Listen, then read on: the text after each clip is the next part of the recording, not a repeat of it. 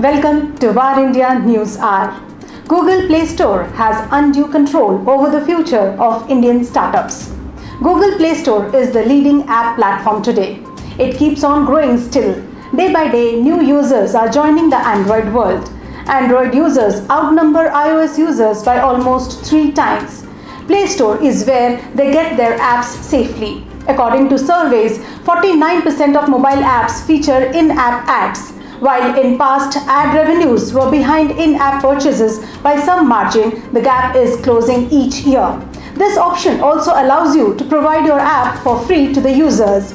Recently, Google Play has reduced its service fee for certain app categories. Tech startups say that the point of contention is the mandatory imposition of Google Play's native billing system and not the high service fee. E-books and on-demand music streaming services, where content costs account for the majority of sales, have been made eligible for a service fee of 10%. Now, the real concern is the high-handed, unilateral and arbitrary enforcement of rules in the name of Play Store policies. Further, startups and app developers have also questioned the arbitrary selection of app categories that will have to pay a lesser service fee. Indian startups are very dependent on Google Play Store, and it gives Google undue control over the future of Indian startups. Going forward, there is a need for the technology companies to think about the Indian innovation, which is very important for this field. A report from Study IQ says it earns a portion of its revenue through in-app purchases of video courses on its app. Currently, the company uses a third-party payment gateway to do these transactions and will be impacted when Google's updated payment policy comes into effect.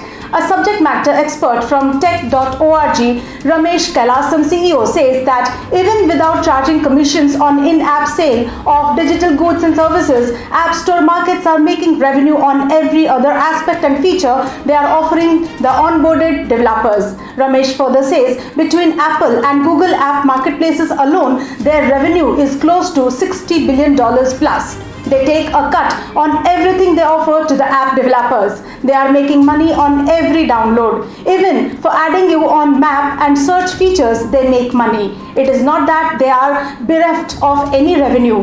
Technically, that makes it strange that now they want to charge 30% or 15% on sales, which is huge. It means startups are literally giving up their margins. Also, the freedom to choose the payment gateway is going away. Let's look into today's headlines in VAR India. Indian electronics manufacturing to hit $300 billion by 2024 to 25, says Minister of State IT.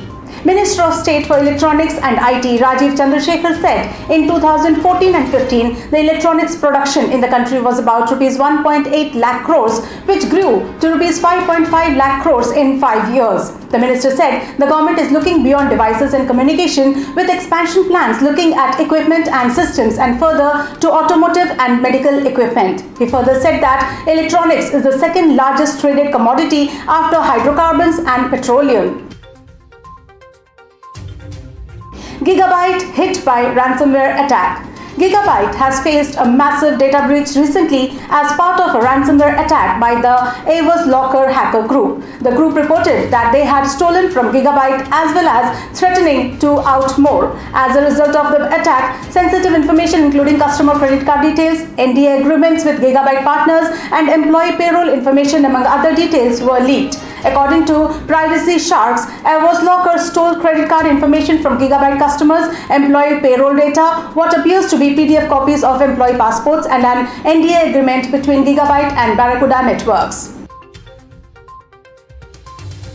Chime to go public with $35 billion to $45 billion valuation.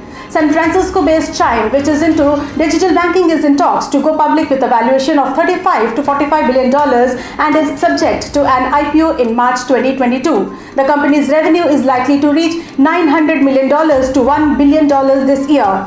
Founded in 2013, Chime offers checking accounts with no monthly fees or overdraft fees and is particularly popular with low and middle income Americans. Chime and many large fintechs have grown faster than at any point in history as a large number of people shifted spending online during the pandemic.